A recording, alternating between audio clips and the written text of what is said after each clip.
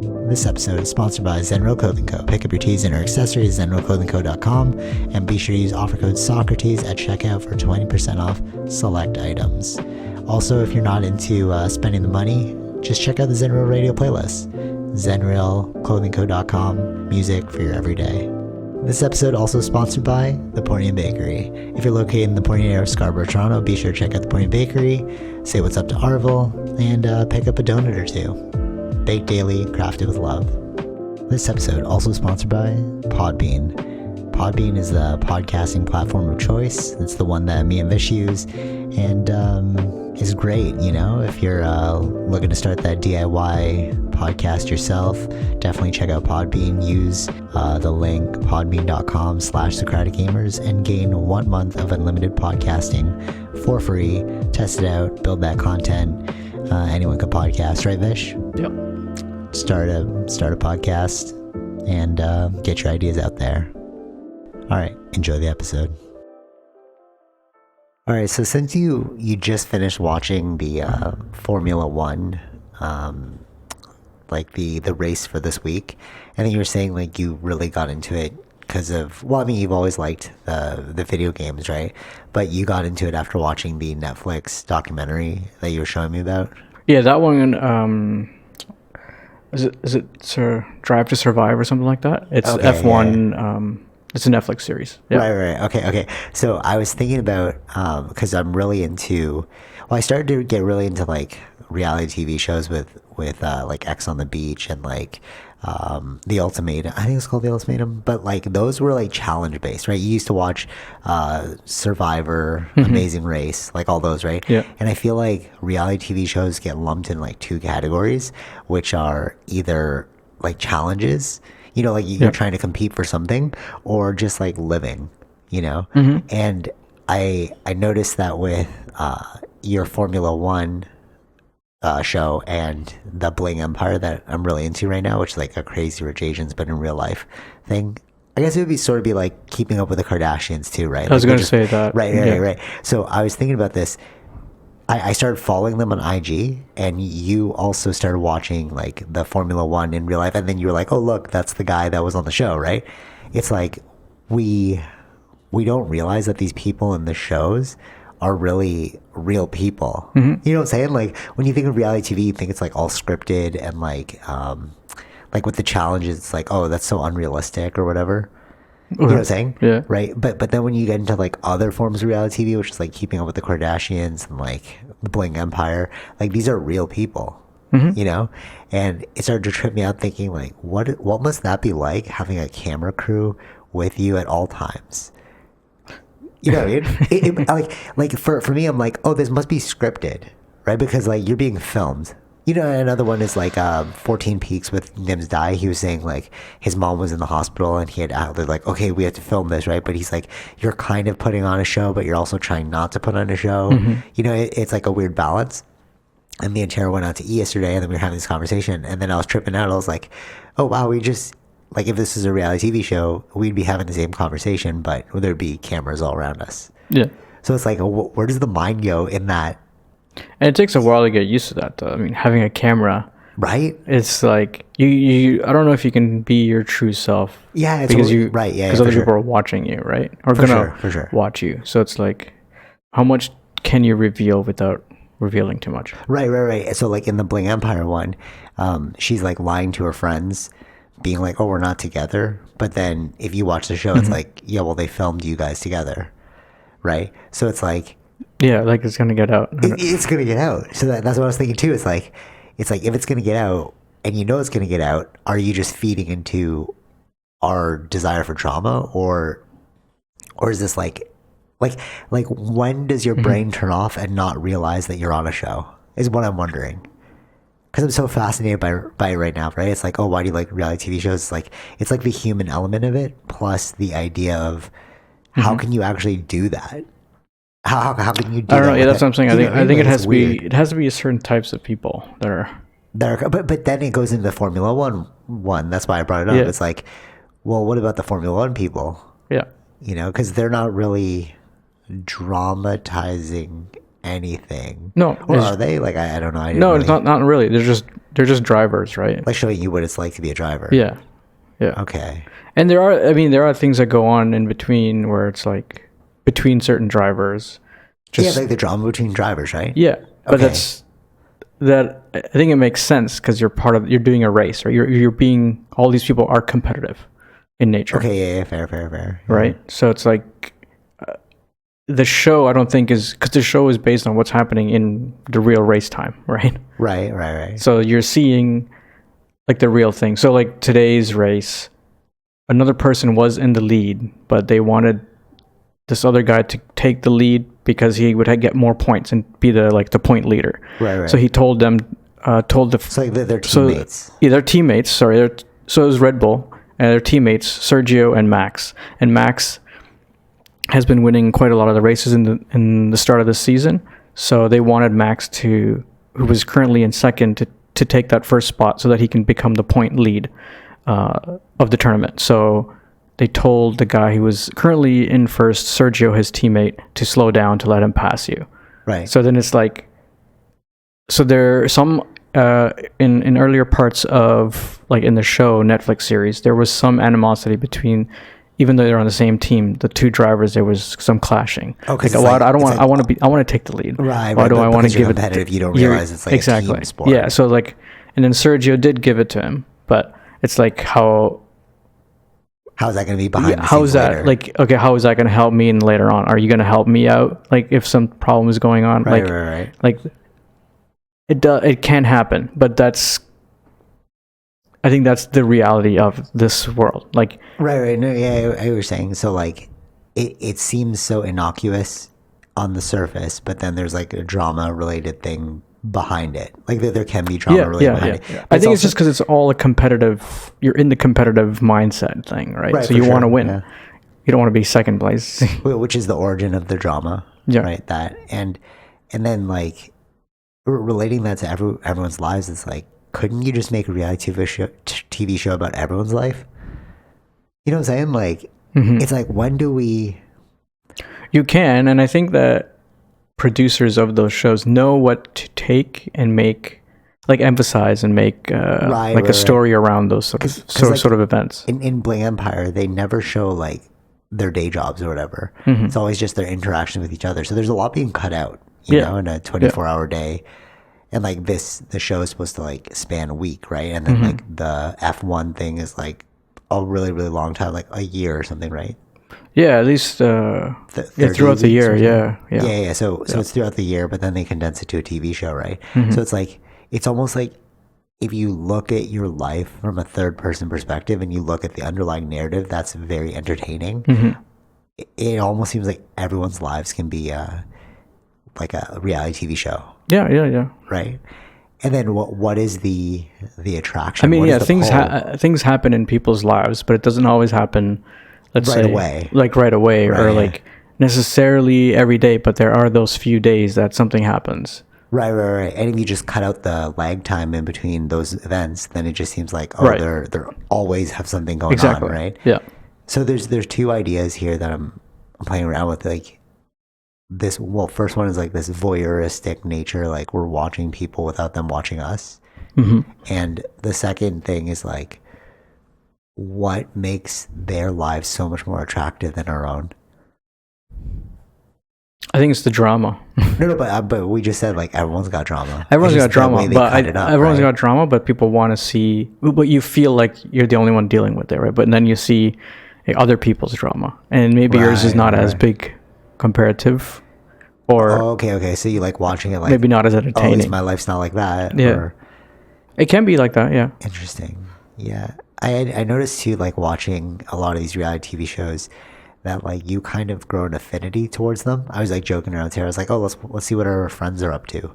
Obviously, we're not friends, but it feels like you're friends with them because you're like watching the show and you know what I mean, like intimately their lives, and like you kind of want to know what they're up to. Yeah. Even though it's like a one-way street kind of thing. Sure. It's almost like a podcast, but like with like a conversational podcast, right? But with a conversational podcast, it's more like it's like a dialogue, and it's just really you're kind of exchanging ideas, whereas this one's not really exchanging ideas. It's more like you're living vicariously through them. Yeah. You know, Depends on what you're watching, but yeah. for sure. Yeah. Yeah, like the bling thing, that makes sense. They're like rich people, right? Right. But Like even with F1, like you would still you can. like affinity towards the person, Right. Because you see them in their most intimate moments, you see them all the time, and you're like, I think I know them.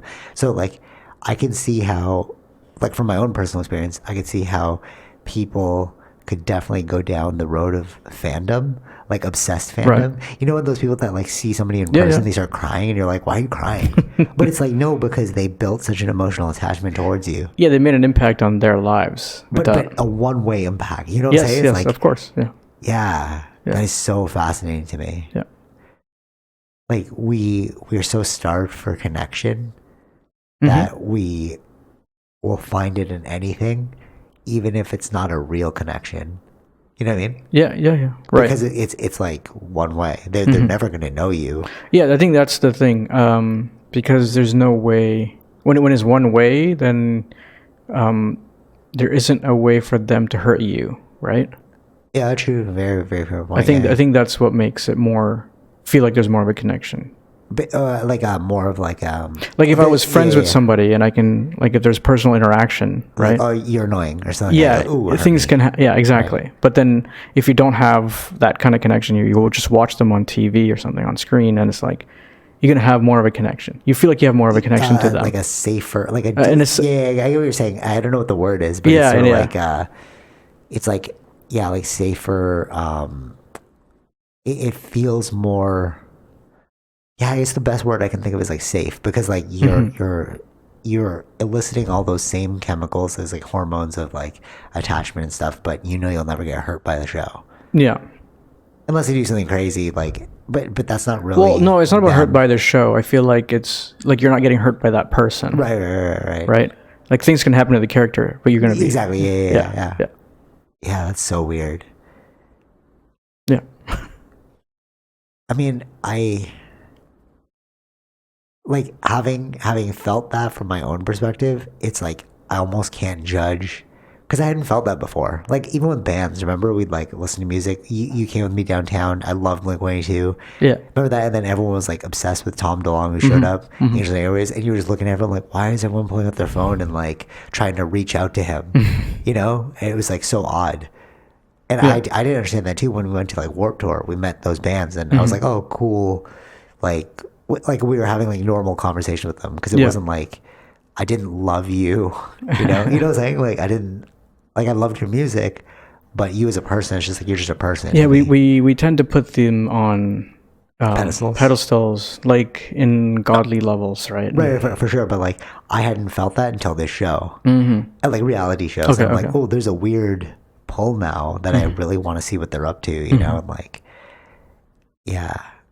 And I was like, I mean, I had that too. I watched like Jersey Shore or like, like these. Okay. I watched different reality TV shows. Yeah, just they're really good entertainment.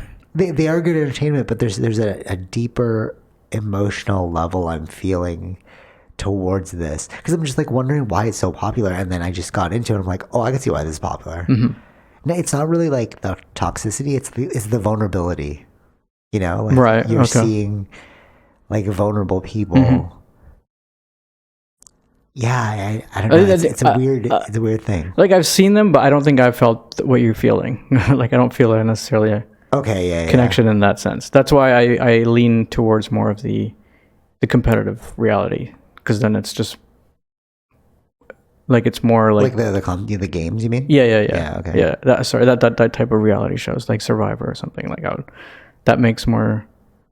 It's more, I would say, for me, it's more fun to watch. Because there's like something to overcome. It's not actually just like dramatic stories. Yeah, okay. That makes sense. So I guess, you just... Like I've seen them. I think they're good I just view them as just good entertainment. I just don't have a connection to the characters or the people. Okay, yeah. Because before, you know, I'm sure if you listen to other podcasts from us, we were talking about how the celebrityism was like, why do people like celebrities so much? But now I'm starting to feel it. I'm like, oh, let me re-examine that now. That like perspective of being kind of judgy towards people who like obsess over celebrities. But I'm like, if I saw one of those reality, like Kane from Bling Empire, like this guy I really like, I'd be like, "What up, Kane?" Like I like you, but you don't even know who I am. No, You know that's what I'm saying? Like it's no, I get that. but, I get but it was that. different from like a celebrity, like a movie star or an actor, because I felt like, oh, that's just your job. Like as an actor, I like your movies. I don't know who you are as a person. Yeah. Or like, I like your music. I don't know who you are as a person. But there's something about reality TV shows where it's like, oh, that's your personality.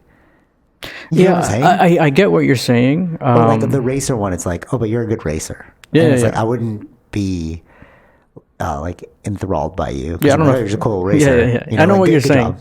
Yeah, But this yeah. one's like, they're not doing anything. They're just like showing their personalities. And then like with the myriad of personalities, you get to choose the ones you like. You know? I get it. I'm just fascinated by it now because I'm like, what is this thing that I'm feeling? I was just confused. No, I get what you're saying, but I still like for me, it's still the like they're just still view it showing. as an entertainment? They're only showing me what works for TV. You know what I mean? Their personalities Yeah, okay. Yeah, I see what you're saying. that I still don't know Yeah. them. It's sort of like social media. Yeah. You're still only just seeing the few second clips. Right. Yeah, that's fair. Yeah, it's weird. It's like, okay. You know what's really trippy to think about? We like people you call friends, right? You actually spend less time with them than people you work with.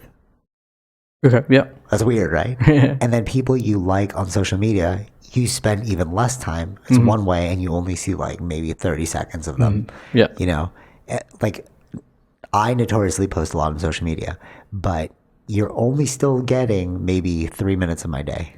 Because like if you lump them all together, like even though I post like 10 times in the day, it's like 15 seconds times 10. That's like what? I don't know the math there, but it's like 150 seconds. So 2 minutes and 30 seconds. Sure.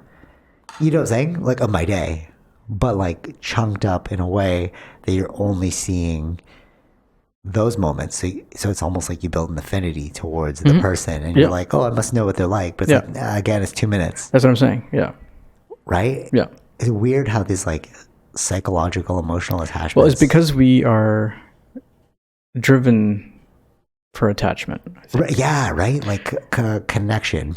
For connection. Even this is like our maximum an hour and a half, but that's an hour and a half out of a 7-day week. Yeah. You know what I mean? It's crazy to think about, you know? Yeah. I don't know. I'm just like fascinated by like human interaction now. Cause like, and then it really tripped me out being like, oh, you actually barely see your friends in comparison to coworkers. You see coworkers way more. Yeah. But like, there's no, like that seems like very skewed. Shouldn't you spend more time with the people you like than the people you have to be around? Because like if you don't have that job anymore, you'd never be around them anymore. True. Right? Isn't that weird? Yeah. Like I feel it's weird, yeah. Like socially we're structured in a very awkward way. Like if you think about hunter-gatherer times and like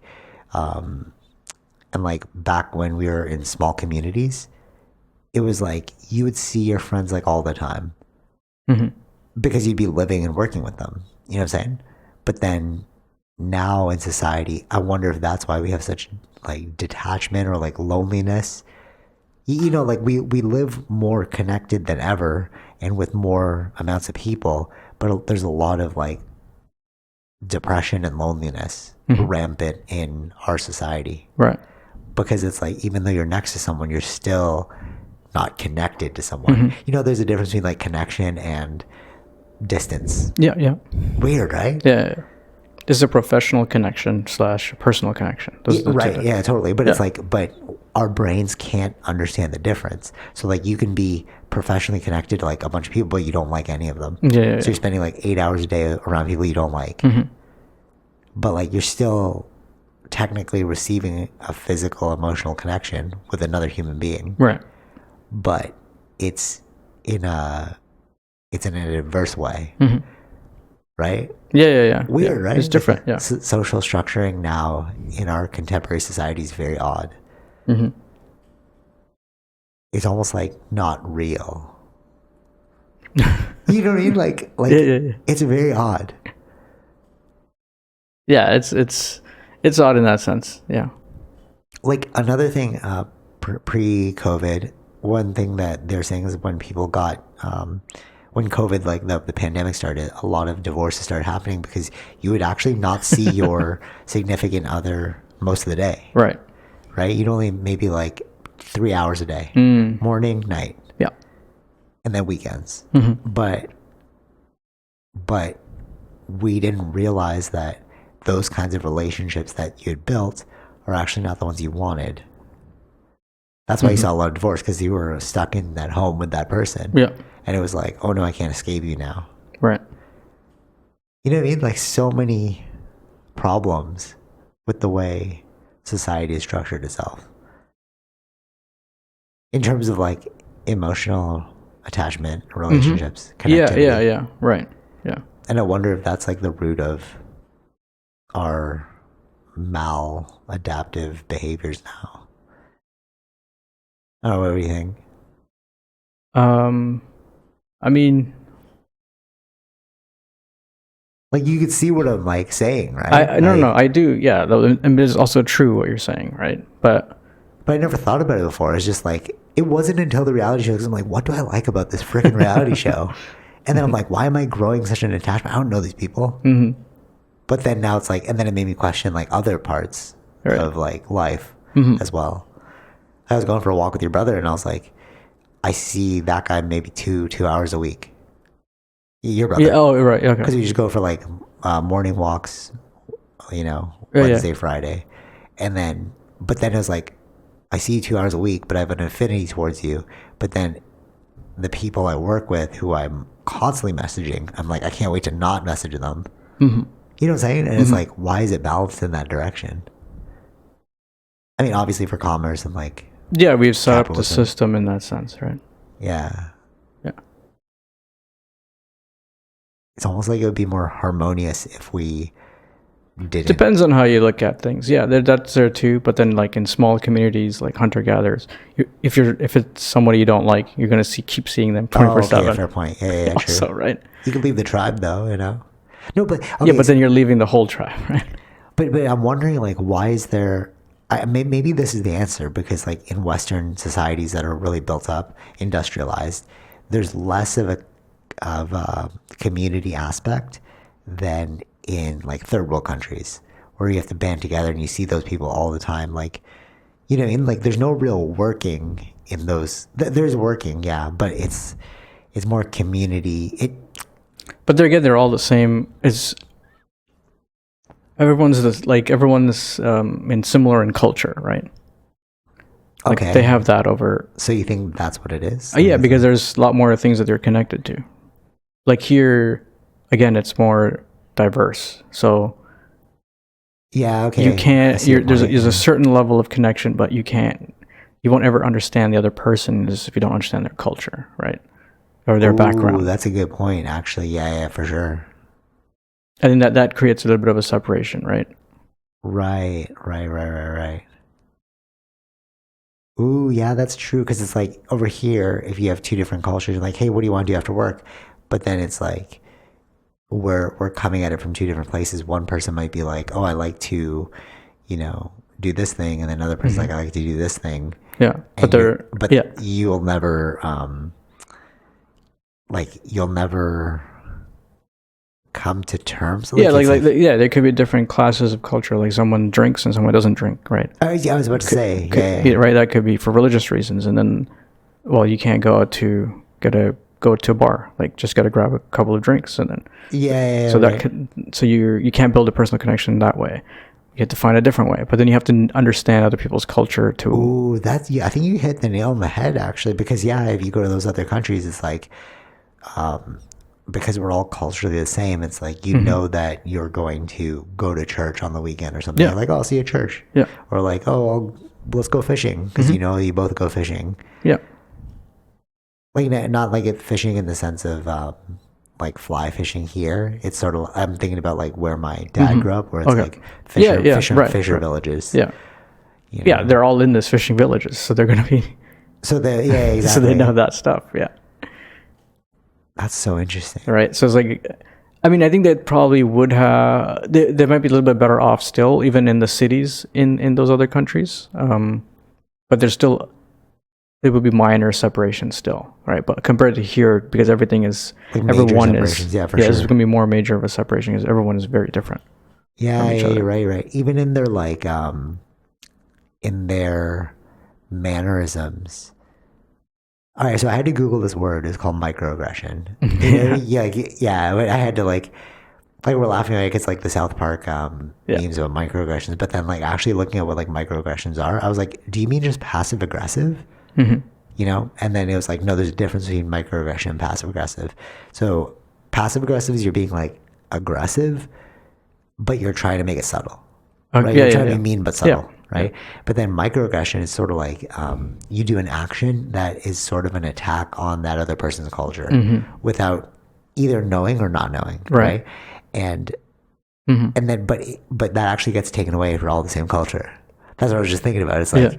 maybe microaggressions wouldn't be a thing if we were all the same culture, because then it's like for example, a Yeah, yeah, yeah. microaggression would be like oh, actually, no. There was a microaggression. I was like, this is extremely in bad taste. I don't want to say racist, but it's like in bad taste, you know? So this person, we were like in a Zoom meeting, and this person's like, how do you pronounce your last name? And then like the person's like, so before they even answered, the person was like, I sent it through like a Google Translate, and I got like, and then she started to say like different variations of them. I'm like, oh my God, this is so like almost racist. Like I would classify this as a microaggression. She was being honest, like I don't know how to pronounce it, and then like Google was saying all these things, but they all came out so weird, and like how would you say it? And then the person was like, haha, okay, well, if you're speaking in this language, it would sound like this. If you're speaking in this language, it would sound like this. And then she's like, she repeated it, and she's like, does that sound right? Oh, so weird, eh? Okay, let me try again. And I was like, you're kind of you're unintentionally making fun of that other person's culture.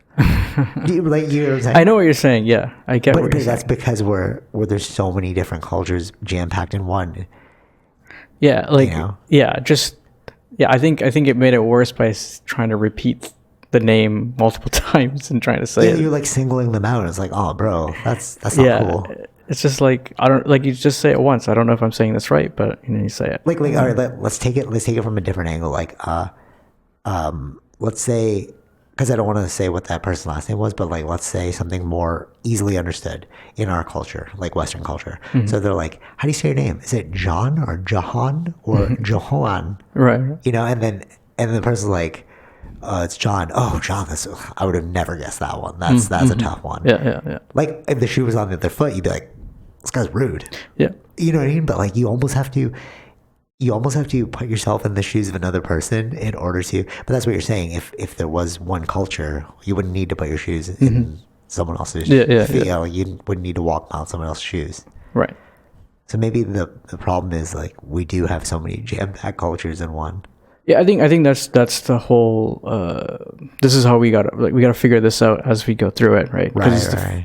I don't want to say this first time, but it's like one of the times that we have all these cultures all in one area, right? True, no, but you're actually right. Like, obviously there was back then. Like, if you read like Silk Road, Persia, going into Rome, and like all that stuff, like there were like an intermingling of cultures, but not to the degree of what we have now. And Canada and the U.S. is relatively young, right? It's like 200 years old, or 300, something like that, whatever. But it's not like thousands of years old. Yeah, no, Right. yeah, So it's like we are just experiencing the growing pains of like shoving a bunch of cultures as so like one. yeah. And then, I mean, as the world keeps getting bigger, like I mean, more people can travel, and Yeah, for sure. like a lot of people come here to go to school and stay here. For sure. And hence why the importance of diversity and inclusion now. Like why do we need to be super diverse and inclusive? And that's only a problem if you have multiple cultures in one location. Yeah. But if we're all like Filipino, if we're all like Japanese, Yeah. it's like, what do you mean cultural diversity? Yeah, Like, exactly. why do I need cultural sensitivity? Yeah. Yeah, weird, eh? So that's I think that's the one thing we have to remember, that Western societies, or at least North American society, that we have a much more diverse thing, that it's all new Yeah, for sure. to figure out how do we all connect again right? Yeah, true. It's weird when you think about that though, because we are all like, oh, we're all just human, but it's like, nah, to a degree. It's like we are human, but we all come Right. from different like pasts. Yes. Yeah. We're all connected to different stories of our past. Yeah, Right. yeah. So. And you have to be like very aware of why other people do. It's almost like Yeah, you have to be aware and open, kind of thing. aware and open. Very true, very true. Yeah, I was reading this when I was studying like in university, like many years ago. I was fascinated by international business because I was like, wow, that's so cool. Like businesses that span multiple countries, right? Because how do you deal with that? And I picked up this book. I wasn't really into reading back then as much as I am now. So like I bought the book, I never ended up reading it, but it was like cultural intelligence, and it's like you, like you said, you have to be open minded, but the education aspect is so pivotal. Because if you don't know why somebody's doing something, then you're going to see it as weird. Yeah. But it's not weird if you just understand where it comes from. Yeah. But we don't push ourselves to educate ourselves, I find, as often. To a myriad of things. Sure. Yeah. Yeah. You know what ignorance means? Ignorance. Yeah. Like we hear it like, oh, that person's so ignorant. What's it mean? What? Like I don't. You don't know, like oblivious to it. Yeah. All right. So it's a lack of education. Yeah. Right. And it's like, oh, if that's all it is, then you just got to educate yourself. You won't be ignorant anymore. Yeah. Like a very common one, like wearing of hijabs, right? It's like, where does that come from? That's okay. It's a religious thing that you're just meant to, like you're supposed to be. It's almost like not really save yourself for God, but like have modesty. That's the thing, right? Like don't like flaunt all of your beauties to everyone, right? So like they were taught to like cover up and like live modestly, right? So then if you look at it from that perspective, you're like, okay, that makes sense. Like, why would I hate you for that? Okay, do your thing, right? Like that would be like, oh yeah. You know what I'm saying? It's like, but you didn't. But if you didn't educate yourself to what that thing is, then you just be like, why are they covering themselves? Like it's like that would be just like saying like, why are you wearing a sweater or why are you wearing a long sleeve T-shirt? Just wear a T-shirt, bro. Yeah. If the argument is just as silly when you understand where that thing comes from. Yeah. And then when you educate yourself further, you find out that like nuns wear hijabs too, like nuns in Christianity, but they don't call them hijabs, right? It's like a nun hood or whatever. I don't know what it is. I get away from it because I'm Christian, or Catholic. Yeah. Yeah. Crazy. Yeah. Anything else about that? Yeah, just gotta, we gotta more educate ourselves. So we gotta become ignorant. For sure. Yeah. Just ignorance is just a lack of knowledge. Literally, if you just look up what that term means. But it's so funny. It's like we paint it as like this negative thing. You're so ignorant, Right. Yeah. Cultural ignorance. But it's like, if you just go, you just don't understand, you just didn't educate yourself enough to it, or like you don't know much about it. Words really matter, right? Like the word ignorant seems so cutting. Right? So you're so ignorant, right? Versus, you haven't read that many books. Oh, that's pretty negative too. You just don't know what that's about. Yeah, that's right. You're like, oh yeah, I just don't know what that's about. Yeah. Right. Yeah. There's ways of saying it too. Yeah, tones and all that stuff. But there's other there's ignorance is bliss is another thing that I always remember. Yeah, right. Because the less you know, the better. Right. Yeah, it's true though. Right. If you just break it down, like if you just break down the meaning behind the word, everything makes sense. It becomes less of an attack and more of just like an area of improvement. Yeah. It's another word that is just like ignorant, and I just had this conversation. I was thinking about it, spiritual. Like, what does spirituality mean? Like, you're a very spiritual person. It's like, what does that mean? Yeah, each person it's a different meaning to each person, though. Right, for sure. Right. I'm curious to know, like, what would you say is like? What would I say is spiritual? Like, what does spirituality mean to you? Well, to me personally, just knowing that we're all one, I guess. I don't know. Okay, that's how you place it. Okay. Like it's a bit more. Like I'm not connecting to anything supernatural, I would say. It's Yeah, just, right. Okay, yeah. so usually when I hear definitions of spirituality, I hear things like something greater than yourself, or like a connection to something Sure. greater than yourself, or like Yeah. understanding that there's a divine plan, something like that, right? Mm. And like going through so many different definitions of the word like spiritual and spirituality, the best one I've come upon so far is like the Zen perspective of it, because like in Zen it's all about cutting away all of the BS. So like there is no God, there is no supernatural universe, there's none of that, right? It's all about your direct experience. So to me, I would say that spirituality is a connection to yourself and others. Mm-hmm. That's it. Or no, to yourself and all other things. Okay, yeah, Because that you makes can sense. have like a connection to like the lamp, Yeah. or like Yeah, a like dog. I understand that now. That is spiritual, right? Yeah, Because you're to the like, individual, yes. Yeah. Like a connection to yourself. yeah, connection and to yourself and then others. and other your things. connection to others. Yeah. Yeah. It's just all about connection, right? Yeah. If you look at it in that terms, it seems less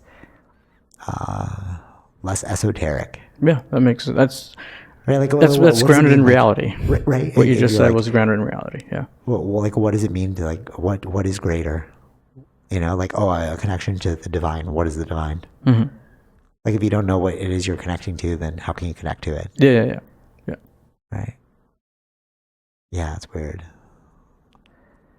I find just like humans doing weird human things. No, we always. I mean, that's humans. We Yeah. do all sorts of interesting and weird things. But it's really, it all comes back to the mind, Yeah. right? Because it's really like, if you just did things without thinking about them, then there wouldn't be any weirdness. It's only weird when you think about it. But if you don't think about it, it's not weird. Yeah. You know Right. what I mean? Right. Yeah. We built these illusory figments of our imagination. We live in an invisible world of imagination. Yeah. Like cultural customs, laws, it's all the same thing. It's we all make things up. Yeah, exactly. Yeah, for sure. Okay, before I get into food security, I just want to quickly touch on this because, like, we were talking about work before, and now in our, you were right. It's true. Like, it depends on your profession for remote work, right? But being a marketer, I've noticed that the profession of marketing is fully remote now. Not fully. I mean, like there are some jobs that allow you to go in, but the majority that I've seen are like they kind of want to just go remote and stay remote. Right. It's just better for like cost savings and like time, people's like well-being. But then I started to think it'd be so trippy if it's almost like work now is just playing a computer video game. Just think about it. You turn on your computer, you do some work, you send it to them. There's no physical interaction with people. You're just seeing these video displays of people. Yeah. So it's like they could be Sims. We don't even know. You know what I'm saying? Yeah. And It makes more sense for you to go into the meta world. Exactly. Yes. And it was tripping me out because I was like, if that is the case, if it's all Sims now, then like, okay, if it's all remote, you could gain a job, lose a job, gain a job, lose a job without even leaving your apartment. And that would be so trippy because then you are literally playing a video game. Turn on your computer. Right? Oh, let me just do a bunch of work. And then, oh, sorry, you lost this job. We don't want you anymore. Okay. Then you go to a site. You still haven't left your computer. Apply to another job. Do an interview to that job. All on the computer. Yeah. You know what I'm saying? Yeah. And then maybe if they're a really cool job, they'll send you a new computer. Right? It's like fully digital. You can have an entire career now digital. Yeah. Weird, right? Yeah. It's weird, but makes sense. It does make sense. But like, if you think about it in that, we've like, what is real about your job then? It's like, oh, you have a career? But it's like, what do you mean? Because I just You know, because like all the sites where you would get a job are online on your computer. All the interviews are done through your computer, right? Yeah, you could have a very varied career working online, and never have to see any of these people. Yeah. That's so trippy. Yeah. Right, like when I worked for Coding for Veterans, or when I worked for Obinax, right? Like the podcasting company, the coding company, and then like when you lose the contract with that person, it's like delete. You know, it's like I never had to see you. I never went in. We never shook hands. It's kind of trippy. Yeah. Weird. Sorry if you can hear a baby crying in the background. Our next door neighbor just got a new baby. Okay, let's talk about food insecurity, because that was a really interesting one. So you did a bit of research on well, I did a little bit, not as much as what you've read, I think. So okay, so basically what we're hitting right now is like a food shortage in terms of logistics has like really slowed down, so you aren't able to get as many products as you normally would have, right? And on top of that, well, before that there was like climate change, so we were having a difficult time producing food. Okay. And like ensuring that it could be supplied. And then when COVID hit, it slowed down the logistics. But then post-COVID, it's like still kind of an issue. And then there's also war that broke out. And, And then another one. I only know this because like I did that food security webinar. Like we put that on, and then I was listening to like all the top people talk about it, and I was like, I had no idea about why we weren't getting food. You know, and then the final thing is like nationalism is a big thing. So like certain countries now, they'll produce, but they'll be like, oh, we don't want to send it to that country. Yeah, well, because for their own supply and possible shortages, right? So they want to keep for within. Yeah. Right, and the problem is, so like in university, we were learning about in accounting and supply chains, we were talking about just-in-time production. And it was this new thing that everybody loved, because it was like, if you can figure out the logistical supply chain, you'll save a lot of money because you're not holding on to stuff. You're getting stuff just in time. So like that would be, for example, one thing is like, think of a Coke machine, right? And then once you hit like the third last Coke bottle, it would send a signal to Coke to send more. Right. So it's just in time. Yeah. So like you get these little signals to be like, time to send more food. Right.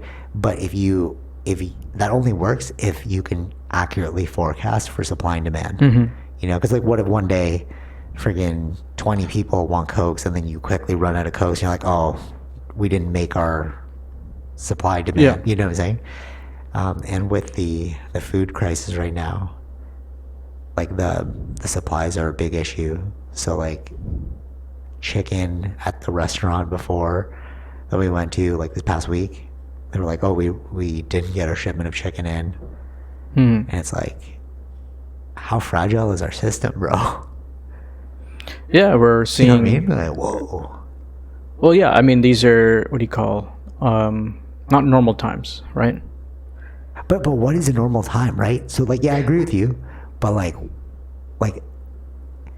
everything, even when you think about climate change, right? Climate change is because we want to keep up the status quo.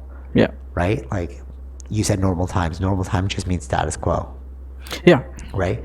But we're increasingly finding out that we need to be more adaptable in the way we live. So it's like, have we just built up a system that's so faulty? It works good when it's working good. Yeah, so I think generally we don't ever try to solve things unless there's an actual problem. Oh, don't fix it till it's broken. Don't fix it if it's not broken. Yeah. Yeah. So whenever there's issues that come up, then we try to find solutions. It's always like that. Interesting. Okay. We may have ideas of solutions for possibilities, but we don't know the actual possibility. Like mRNA. Like it was just like the vaccine. It was just an idea until we needed it, and then they pushed forward on it, and they're like, "Oh, this is our solution." It's like that, yeah. Like there are probably solutions or ideas out there for solutions, but they don't get implemented unless we actually need them. kind of thing. Okay, isn't it weird that we don't live in a world that's one, more pragmatic, like thinking about what is the best solution just going forward, and two, are you saying something? Well, the reason we don't do that is because we don't know how. We don't. There's more money, right? More money in R&D, more money in all that stuff. If we don't ever need it, that's the thinking, right? Right. But I feel like that is the reason why we are in this mess. Because we're built like that's your foundational principle. I understand what you're saying, yeah. But it's like you can spend all the money in R&D, right? Let's just say. But if it never ever has to be used, then it was a waste of money. Yeah, okay, fair point. It's all comes down to money. No, but okay. So could you, like, I think that comes down to like a mindset of your culture, because like, for example, Western culture is all about like profit as quickly as possible, right? But like in Chinese culture, it's like it doesn't matter if it takes 3 generations, but we're looking out for the future, not for the current state. They're willing to take a loss now if it means that their dynasty will be big later on. Whereas like in Western societies, we don't really think that way. It depends on. That may have been the case, but I don't know, because the world is all one kind of economy, right? So it's like, we all follow the same kind of thing. Like everywhere we really rely on China stuff, but when China went down on lockdown and that kind of like no for sure. But I mean more about like their attitudes towards things. Like, this isn't me making it up. This is from a textbook. That's why I was like, oh, I just noticed that the textbook was correct, that they're more willing to think about more about future than present. Although it's funny because their religions are all about being in the present moment, but but you know what I'm saying? Like, it's all about like growing fast as we can in the West, whereas there it's like we'd rather that's also why you're seeing a resurgence of China, because it's like, oh, were they just playing the long game? You know what I mean? Like, they're like, oh, okay, you guys want to fight it out right now? Cool. But we know that over time your society's going to crumble, then we'll swoop back in. Yeah, well, because China's been like dominant power for a long time in history, right? So I think they knew it was like, okay. A lot of these supply things is also because of what's happened in China, right? Yeah, totally. Yeah, for sure. That the supply constraints are coming in because of that. A lot of the areas were, especially with this, like the serious lockdown that they had, right? In Shanghai, that really messed up a lot of things. And there's other areas that are doing the same thing throughout. But like, I think we're still dealing with the pains of COVID. Right. But in retrospect, it's like, how faulty did you build the system? That's why I keep going back to. It's like, how like, if you, I don't think I wouldn't say necessarily it's faulty. It was a system, and then whenever there's issues that come up, but I mean, like, find ways to fix things. Right. But it's a system meant for maximizing profit, right? That's what just in time was for. It's like, we don't need a backlog. We can save money if we just make everything just in time. But then if you think, but that only works like under the status quo time. Right. So that's what I mean. Like, now we're looking at it like, oh, that system was super faulty because we didn't have any reserves. And now they're talking about moving more towards this. It's called the just-in-case model, where they actually store a surplus of stuff just in case there's a problem. Yeah, generally they do I don't know if they do it for food, because food does get. No, it is a food thing. This is where But then that means that they have to use more pesticides to keep these foods preserved, right? I was getting to that one next. Right, so that's like, it's like, do you want to do that to food? But I know they do that reserves for like oil and things like that. For sure, yeah, for sure. The webinar I was talking about where where I learned about this that's where they talked about the just-in-case model, and they're applying that to food now. So when you said pesticides, so now I'm like almost done this book, but I thought it was about logistics, because it was like how the food industry is killing our food system or whatever. And yeah, I thought it was about like how they modeled the structure of it, but it was actually about how, because of our desire for like having food any time of the year, our convenience culture, convenience, and also our like the aesthetics of it. Like, we don't want a a blemish on a tomato. We want a perfectly beautiful tomato every time. Yeah. You know what I mean? Like, think about when you buy a banana. If there's like a yellow, perfectly yellow banana, or like one with a little bit of brown, you're going for the yellow one, right? We all do it, Yeah, of course. right? And they know that about our consumer culture. So, like you said about pesticides, they're doing multiple things to create that. Like Frankenfoods, have you heard about that? I heard the name. So Frankenfoods Maybe are you like, mentioned it before. they, like, for example, well, it's basically GMOs. So you take a watermelon, you inject it with DNA from salmon, and then it's able to be stored much longer, right? The problem is, so like in an effort to keep up with like convenience and aesthetics for the consumer, you're doing all these things that you don't know what the ramifications will be later on. Okay. And what it's saying is like, we could be killing ourselves by having these foods with like lower nutritional value. So they're like a tomato that you grow so that it's like it looks perfect and it can be stored for longer. It has less vitamin C than a tomato from before that is like kind of uglier and you have to consume it pretty quickly, right? And then that's why they're saying we have like vitamin deficiencies now because our food isn't covering what we would need it to cover, right? You heard that before, right? Or no? No. Oh, okay. So that's basically what they're finding now is that because of how they've tampered with our food, it's not creating the amount of output in vitamin content that we need. That's why you need to supplement yourself. Because before it was like, oh, you just eat to make yourself healthy. Yeah. Right? That was the old paradigm.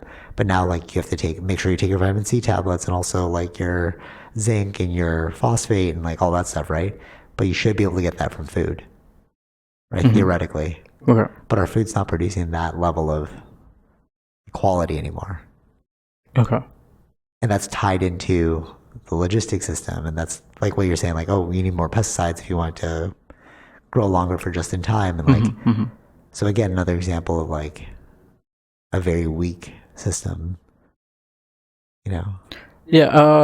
Again, I think it's more like if you're trying to provide for the world, there are drawbacks. Yeah. But there's positives and drawbacks if you want to do that. Yeah. So it's like, what are we doing? You know what I mean? Like, we're rushing, we're running, we're sprinting towards like a finish line that's not really there. But in our sprint, we're like missing things, like haste makes waste. Yeah. And like, it's like kind of scary to think about. Yeah, but it's all, everyone's just trying to figure it out, right? I just feel like that, like no one's has a solution. No one has like the full answer. Yeah. Okay. So this is always going to be the case, right? Like for instance, like before using lead pipes. Oh yeah. Then you realize, wait, yeah. we're killing ourselves with lead. Yeah, that's true. Right, but always that's like trial and error. But that's how it always is, right? Oh, like actually, we do it, something went wrong. Okay, let's fix that issue. Okay, but one at a time. Yeah. There's I feel like then there'll be more. Could be more focus on like local farmers or buying local food. Right. Like, yeah. There's that new resurgence, but now you can't. But that only is good for people in the affluent. Wouldn't work for everybody. I was gonna say you can't feed everyone with that because like one, you don't have the farming space for that. So like if everyone's going to the supermarket for locally grown food, well, how much can you grow in Toronto? Yeah. You know what I mean? Yeah, how much you can grow, but then also food becomes probably more expensive. It would become more expensive. Yeah, for sure. We went to a farmer's market this morning and I got one donut from there. Okay, so I'll give you this one. So I got like this jerk chicken thing and these fish balls. Guess how much it was? Like $20. Yeah, it was $20. I was like, it wasn't even a meal. It was just like one piece of chicken. Yeah. I was like, what? Okay, fine, whatever. And then I also got a donut. Guess how much the donut was? $10. Oh no, that'd be Too crazy. I'd be like, whoa, it was $5. $4. Okay, $4. So then on the way back, Well, I don't know how big the donut was. So. true, yeah, okay, fair point. So then I was heading back, and then we're like, oh, let's stop by this Greek. It was like a Greek pastry place, and it's more commercial. Like obviously, it's not like locally grown. Like they're definitely using. Sure. So more commercial. I got 5 items. Guess how much that costs? $4. $8. Oh, okay. So like if I'm getting one donut for $4 and then 8 items for, or no, 5 items for $8. Right. Seems like a better deal to go to the commercial one. Yeah. So like you're saying, it's like more for the affluent. Like I'd love to eat like that all the time. Spend $20, spend $4. Yeah. But like, who can really do that? Exactly. Every single day. Yeah. Exactly. Yeah. Yeah. We have a very broken food system. But what's crazy is like that's the basic needs, like food, water, shelter. That and Maslow's hierarchy. You need that first. Yeah, I think we've come to that level where we want all of the ingredients at all times of the year. Yeah. So, I don't think anything can be perfect. You're gonna for sure. You're gonna lose some things somewhere. Okay, so now let's talk about the solutions that they said in the webinar, which is re-educating people to understand that they should only eat and cook things that are in season. And I was like, oh, I never even thought about that. Because if you get rid of that convenience model, then there won't be so much stress on the system. You know what I mean? Like, yeah. It's like we don't need to grow strawberries in the winter.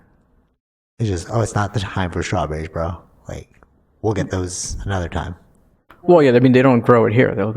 They ship it from somewhere else, right? That's true too. Yeah, but like even in those, in order to save the product for the trip. Yeah.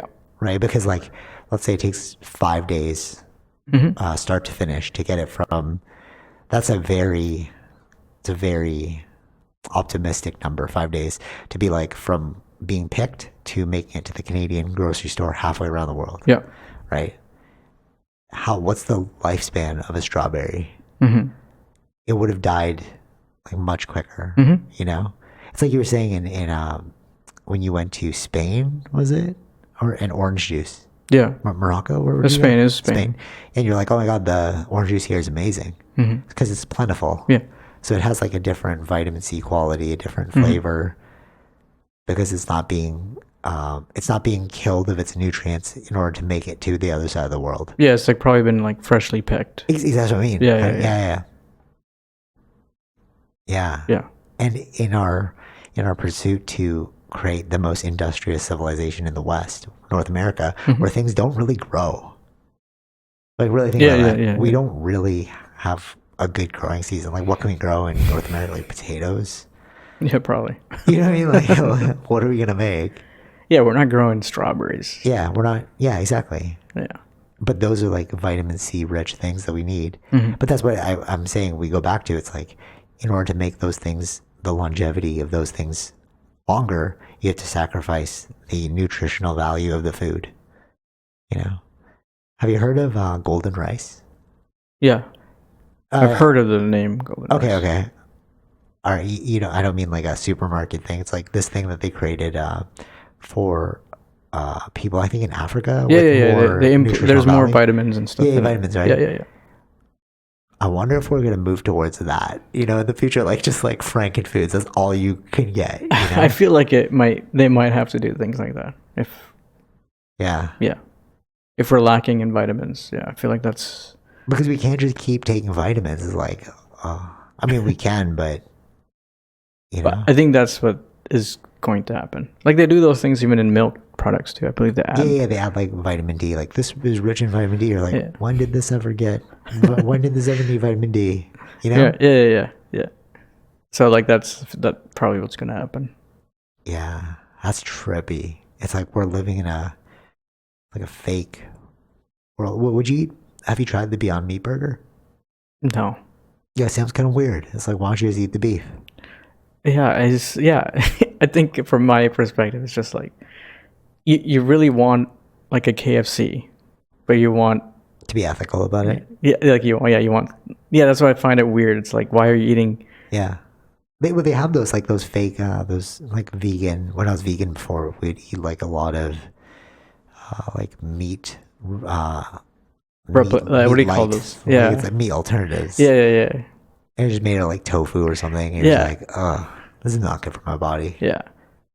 Because like in an effort to be more conscious about society and like, oh, we don't want to kill so many animals, but like now you're just creating things that are not good. It's like eating junk food, like fully processed. Yeah, for me, it's like you want to eat the animal, but you're gonna do it this way. Like you're still telling me that. Like if you really want to be vegan, then just do like vegan Plants. stuff. Yeah. I see what you're saying. Like, yeah. You know what I mean? Keep it natural. Yeah, keep it natural. But like by choosing to eat things that look or replicate or look like burgers or something. Yeah. And it's all you're saying is that you want to eat that. You feel like psychologically like shackled by why you shouldn't do that. Yeah, true. Okay. Oh, you're coming in from that point. I'm coming in more like what are we eating? It's not even food anymore. No, I know. Yeah, but it's also like mentally you're stressing yourself out here. Yeah, for sure. One other thing that they brought up in the book, and it like freaked me out, is like nitrates turn into nitrite, which causes cancer. But nitrates are in a lot of the growing, like the fertilizer you're talking about? Yeah. That they use to grow food. Okay. So they're like, we don't know if this food's actually causing cancer for you. So like eating a commercial like carrot might have like nitrites in it, and those nitrites will lead to cancer later on. You know what I mean? Yeah. So it's like I actually feel like helpless in this situation. Like, what are we gonna eat then? Like we're kind of like, you need food, but the food that's being supplied is not correct. So what do you do? Well, we have no control over these things. That's what I mean. So just eat food. Totally. You have no control, so just like eat the food for sure. But if you think about it, like it's pretty freaky, If you do think about it, yeah. But then you can't always yeah, for sure live like that. That was me this morning. I was like reading the book and I was like, oh my god, why am I reading this book? This is like tripping me out because I don't know what to do about this now. Yeah. Some things are, I guess, depends on where you're at. Some things are left to be ignorant about. Yeah. Right. I won't say everything. I'm just saying like there's probably some things that unless you can figure it out. Unless you figure it out, yeah. Yeah, I remember another solution that they brought up is like growing your own food in your backyard. Mm-hmm. But one thing that they said was like, people need time, and time is a resource. Because like, how much time do you have a day to devote to, going to work, extracurricular activities? If you have kids, taking their kid to school and growing a garden, come on, bro.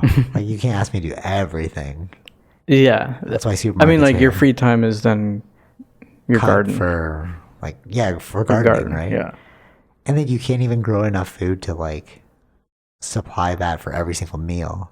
Like your dad has a garden, right? Mm-hmm. And like how many zucchinis can you get from that? Like, are you gonna eat zucchini for every and meal? It depends on the season. Not every time you're gonna get the same amount. Yeah, for sure. Zucchinis, right? Yeah. Changes so what the season's like. Is it gonna rain a lot this year or not? For sure. So it's like, how can you ask us to do that as well?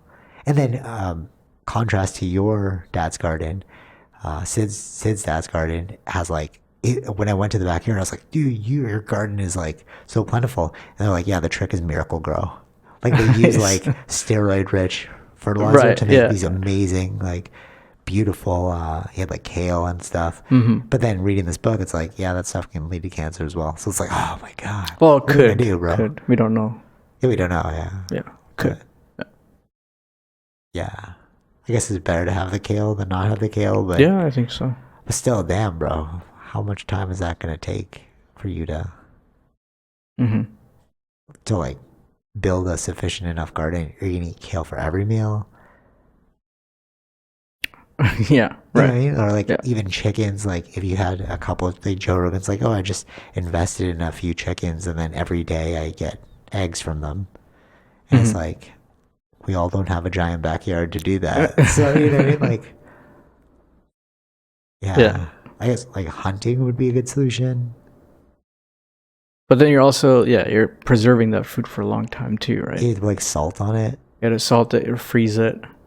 Like, what does that do to the meat over time? Yeah. Oh, one thing we didn't bring up, I was just thinking about reserves, is Ukraine's grain. You were telling me this week. I was like, what? Yeah, they supply a like- lot of, I don't know, wheat grains, or I don't know, some grains they have, right? Yeah. So they're I think Russia took over a certain port, so they're asking them to release the grains. That the rest of the world can have grain? Not the world. In certain areas, there's going to be a lot more people that won't get food. Wow. So those areas who they were supplying are not going to get it. Huh. So And then like fertilizer, it's like both Russia and Belarus are like number 2 and 3 in exporting that. Oh, really? Yeah. Okay. Damn. A certain type of fertilizer. And you need fertilizer to grow food, so it's like...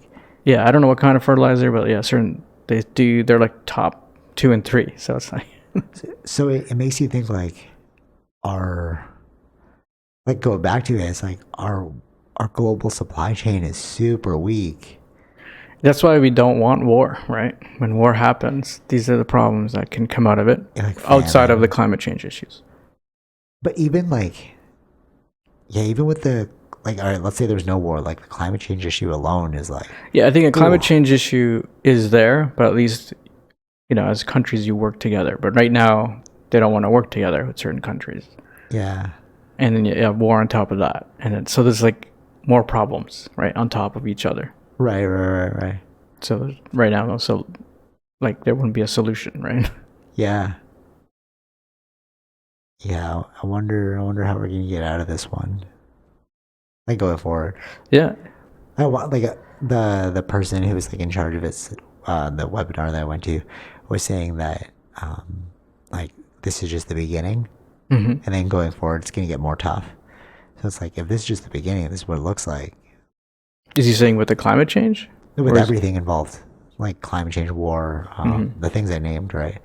Those compound to make high inflation for food prices and like things in general. And then like, how do we come out of it? Like, well, I feel like, there's a fear of recession to come. Right, from all this. Yeah. But it would be interesting to see like, what is the restructuring going to be like going forward? Like restructuring of our food supply and like all that. We'll see. Yeah, everybody still wants all the on-demand food. Yeah, they still want that. But it's like, what if we just can't get that? Well, we can't get that. But I think the solution, or they're going to try to still figure out a way so that we still do that. So we end up still getting food, right? Like, yeah. It's funny, the status quo eventually thing. Yeah, we really live in the very like, I want to be status quo society. Like not very adaptable. We've built a society like that now. Yeah, true. And then we depend so heavily on the society, we can't have it break down. Yeah. Do you remember, like, that would be so crazy. You remember those like early 1900s, like the way they lived and stuff? And it's like, oh, that seems so drastic from how we live today. It's funny because like when you're in it, you think that this will last forever, but then like, let's say 30 years down the line, we look back and we're like, wow, it's a totally different world than before. Yeah. So it'll be interesting to see what changes going forward. Like the way we consume things, like even just the remote work, what we brought up. That's a new change. Yeah. Yeah, and it seems like that's where it's gonna stay now. Yeah. I like it, but it's definitely different. Yeah, of course. Yeah. Okay. Anything else about that before I move on to the final thing? No, I think that's it. Yeah. All right. So I read this book about hypnotism. I was going to bring it up last week, but I was like, oh, this podcast is really long, so I'll save it for next week, which is this week. What are you at?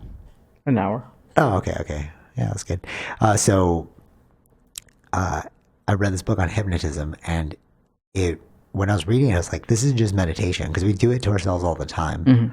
You know, we enter into it's called a theta wave state, and in that brainwave state, you're kind of like asleep and dreaming, and you're really suggestible to programming, right? So when you meditate, you're able, that's what affirmations are for. Like, I'm powerful, I'm strong. If you repeat that to yourself, you're encoding that into yourself. But that's the exact same thing as hypnosis. Okay.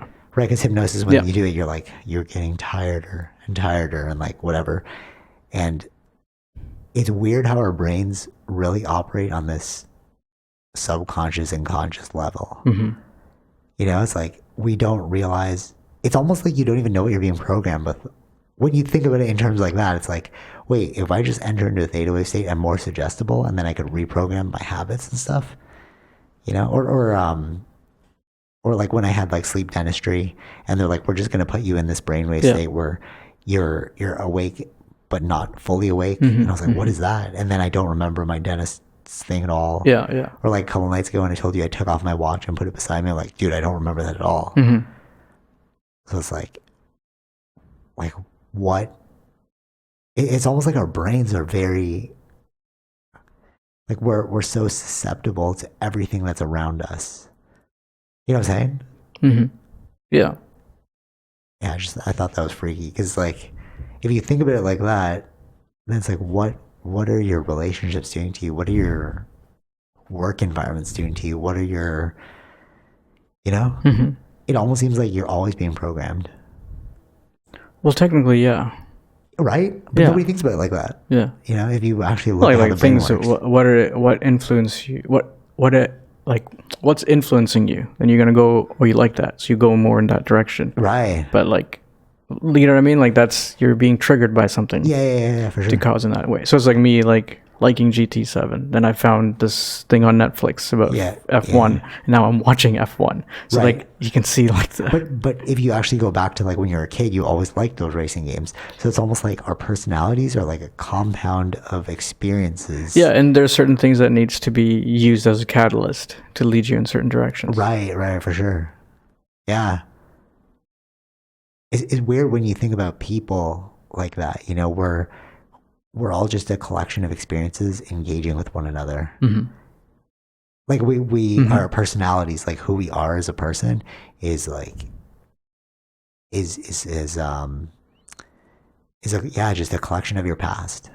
So it's who are you really? And if you can reprogram that, then what does that mean about you? Who are you? Right. You're not your personality, obviously. If that's just a compound. Yeah, I see. Yeah. Right? So are we just no one? We're just this embodiment of experiences that we think is real?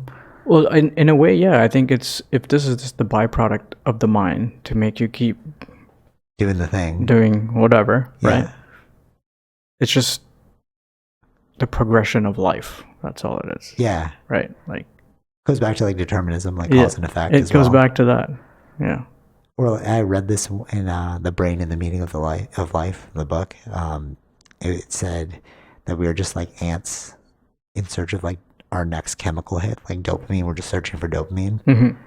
You know, and if we're just this conglomerate of experiences, it's if we,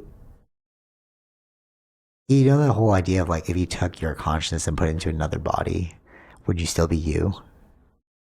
Right. And it's almost no, because who is you? Who are you? You know, are we just no one? I mean, if you read in a spiritual text, that is what they say. Yeah. They say you're no one.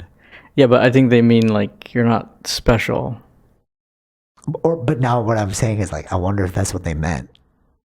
They just contemplated we don't know so what much. They meant. Yeah, you never know. It's all interpretations and then, you know, re-explanations into contemporary terms. But we always keep doing that, right? We always take things from the past and then reinterpret it to today's time. For sure. Yeah.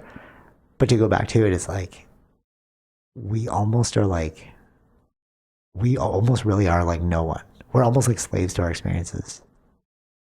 Yeah, we're just experiencing. That's it. We are experiences. We're a grouping of like experiences, experiencing things, which feeds back into our grouping of experiences. It's like a feedback loop of experience. You know what I'm saying? It's Yeah, like yeah. you experience one thing, so it forces you to do another thing, and then that thing becomes your new experience. So then you do another thing from that thing, and you're just moving forward and forward and forward. Yeah. That's trippy. Because then, can you fault anyone? Well, that's my point. I think I've said that before. It's like I can't. It's hard to fault someone for something based on whatever happened to them or is happening to them. Yeah, but through their experience. Yeah. Right. Yeah. Yeah. And then the next question is, can you change someone? Yeah, that's the point of changing their. But it's like, but can you change someone? Maybe you have to be like, you have to be already primed to change. Maybe that's probably true. You know what I mean? Like your experience has told you, oh, I can change. Mm-hmm.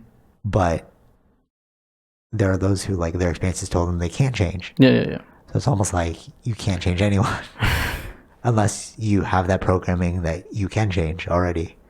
Mm-hmm. Reminds me of like spiritual sex. It's like you can't awaken anyone without them already in search of being awake. Unless there's a drug to induce certain chemicals to. But then would that change who you are entirely? Yeah, probably. Right? Yeah. It's all chemicals. It is all chemicals. Chemicals like push forward through experience. Yeah, and then based on like are you getting enough vitamins or not? So that. That's true. It definitely will change your personality. Yeah. Like people who are like, "Oh, I was hangry." Mm-hmm. Yeah. Their personality does change when you're hungry. Yeah. And you're uncontrollably or very easily stressed or that because you haven't fed the hunger, right? Yeah. But then also having a deficiency in certain vitamins can cause you to think in certain ways too. Yeah, for sure.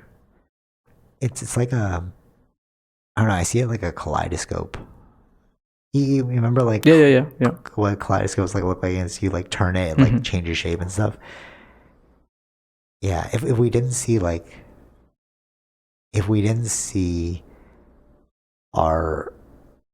ourselves individually, it probably would just look like a kaleidoscope of energies moving.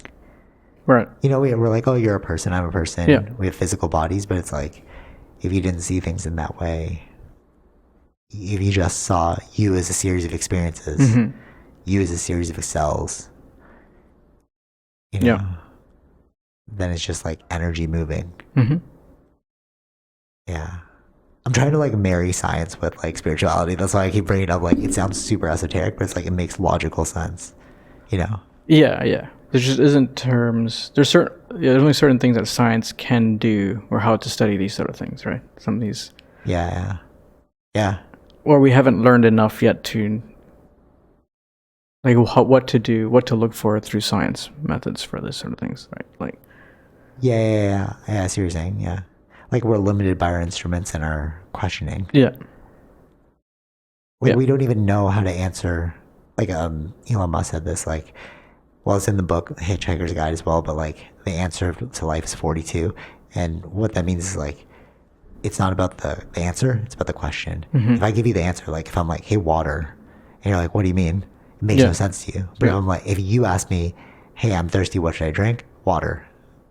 Right. The question gives context to the answer. Yeah. But I feel the universe is the answer.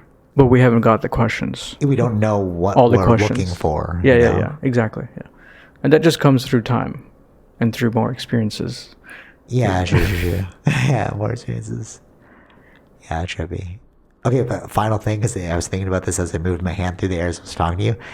This guy on the Joe Rogan podcast, Hotep Jesus, he was saying, I believe that we're already in water. We just don't know we're in water. And Joe's like, what are you talking about? Yeah. But what he really meant was atmosphere. We Okay. don't see atmosphere, just like the fish doesn't see water. Sure.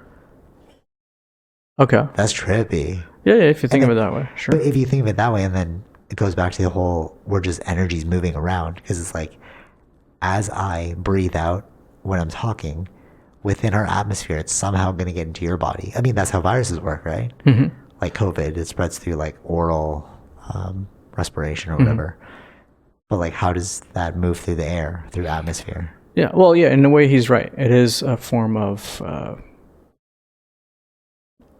like he's water. using he's using water as the metaphor term. But yes, that Right. technically we are. Yeah, like if you go above a certain Atmosphere. level, it's hard to breathe, right? So Right. so we're leaving our water.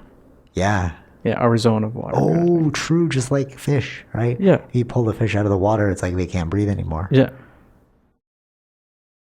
And then if that's the case, then if we're all connected by this thing called atmosphere, which is really just like particles, is there any difference between you and I? Like separation? Like obviously there is separation, like you can visibly see separation, but if you could also see like atmosphere, imagine if we could see atmosphere, then we'd realize how more connected we are. Yeah, there's always ways to think of or find ways that we think that we're more connected, but that depends on the individual again, right? Yeah, for sure. We're going to always keep... There are people who are going to look at that and see the connections between all of us, but then also see the separation. Separation and just focus on the separation. That also happens to people too. But isn't it interesting that you said, like when I asked you, like, what is spirituality to you? And you're like understanding that we're all connected, like we're all like one essentially, right? And it's like, if you look at all of these things that we just described about like collections of experiences and kaleidoscope of energy and like we're in the atmosphere of water, it all makes sense. Or like what else? We all came from stardust, the Big Bang. Yeah. We all have that like in common, that historical even piece. evolutionary DNA, we all have that in common to every single creature. So it's the ignorance or the lack of knowledge of these things which creates more anger and hate and separation between all beings. Because if you knew we all came from the same place and we're essentially the same, we all having the exact same experiences, right? Like the way I'm experiencing life is how you're experiencing life, just to a different degree, because you're you and I'm me. It's again, how can you fault someone or hate on them? You know? Easier said than done, because like, you know, of you course think it's about easier people you than hate, right? You're like, I don't like that guy. But like, you're like, but can you remember what we just talked about and then apply it to that person? Right. You know? Yeah. I think that's like the highest epitome of like spirituality, like understanding that in all moments. Like I can understand it when I consciously bring it about. It's like I have to remind myself. Yeah. But I think the one under that level of like enlightenment being like you understand a concept, I think it's just kindness, which is just, that's cool. That's cool that you're doing that. I'm just gonna move on my way. You know what I mean? Yeah. Because if you can't remember that, at least you can be kind. If you can't remember that we're all one and like all see the unity of all things, Yeah. at least you can be kind and just be like, have a nice day. Just keep moving forward. Yeah. Okay, that's all I got. Yeah. You think about something? No, just we're all one. Yeah, I don't know.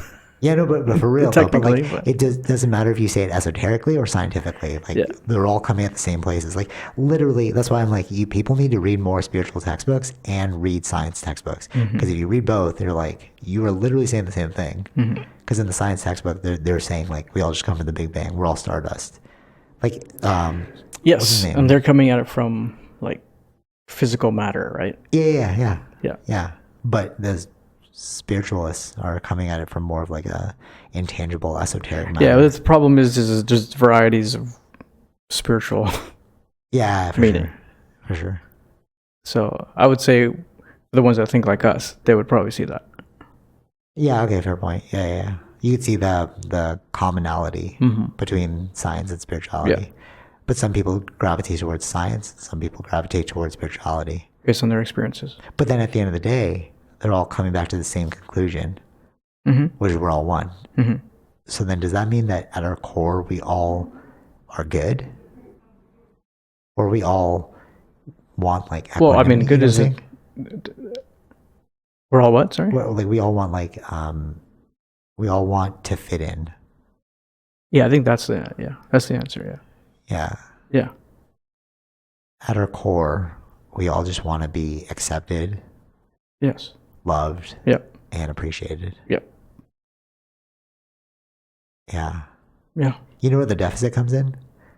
I actually literally wrote a tweet about this where the problem is we all want those things, but we don't do them to ourselves. We don't do things that we love, appreciate, or show compassion in. Like, imagine if you had like a job you hated for 8 hours a day. Yeah. Like, how can you ask that person to be a more open-minded individual? Or how can you give love to that individual if they don't even love themselves enough to not be in that situation? Right. Yeah, okay. It's a trippy podcast. Yeah. What you say? Something? It's all a mind game. It is, yeah, for sure. All right. Till next time. Peace. Yeah, take it easy. Peace. Bye. Bye. All right. Hope you enjoyed that episode.